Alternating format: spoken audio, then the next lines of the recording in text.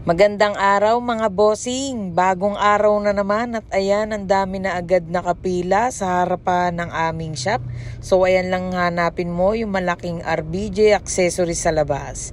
Simulan na natin, no? Ito Aerox B1 triple black. So ayan, poging-pogi naman talaga.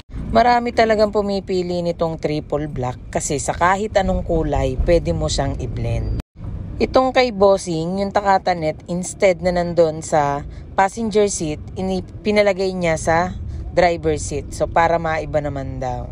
So, ayan po yung finished product ng Aerox B1, triple black.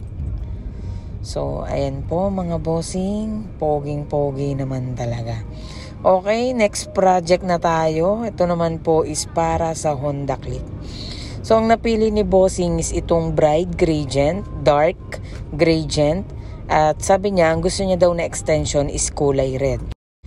Para mag-blend sa kanyang Honda Click na color red din. Everyday, makikita mo talaga na nag-iiba-iba talaga yung taste ng tao. But, yun ang maganda kasi nagkakaroon din ng idea yung mga susunod na magpapagawa.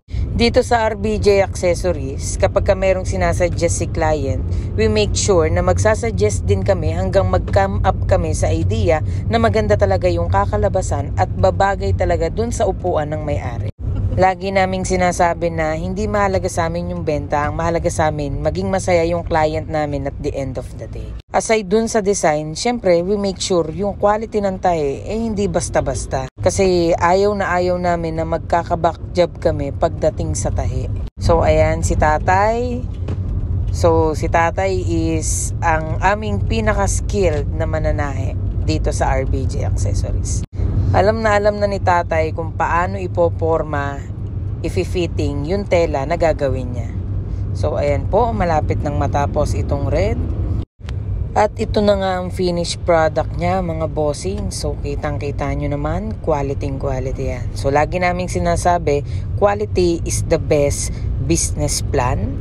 Quality makes us proud always. So ayan po. Maraming salamat mga boss. Madam, ingat po pauwi. Salamat po sa tiwala sa RBJ Accessory. At ito pa po ang isang Honda Click Red kasabayan ni bossing. So ang napili naman po nito is Yoshimura Dry Carbon. So pinalagyan niya na rin ng common na takatanet red. So ayan, maraming salamat boss. Thank you po. So, shout out din po kay bossing, Joyride ng QC, pili ka lang dyan, boss. So, ayan po, pakita ko lang po. Another black. So, ayan po ang napili ni bossing, namimili pa siya ng Hachimaki niya kung anong babagay. So, mabenta talaga itong black namin, no, na original. So, ito si bossing is actually kakagawa lang nung kanyang upuan. Nagpagawa siya dun banda sa may Pulo, Kabuyaw. Sabi nga ni bossing, plain leather lang daw yung ginamit sa upuan niya. And imagine, ang siningil sa kanya, 1.5. Samantalang dito sa RBJ, original na seat cover na yon. May Hachimaki na, may clear cover pa. So, ang laki ng difference, no? Makikita nyo dyan kung gaano kapulido yung tahe. And by the way, yung stitch nito is kulay blue. Ibinagay lang namin sa kanyang Suzuki. At yan din naman yung kanyang request na kulay. So sabi niya nga, ang tagal niya daw nagchat-chat sa amin. So pasensya na boss, di kami agad nakareply kaya nakapagpagawa ka pa sa iyo. Pero maraming salamat po. And then next, eto naman pong Airblade. So ang napili ni bossing is Gradient.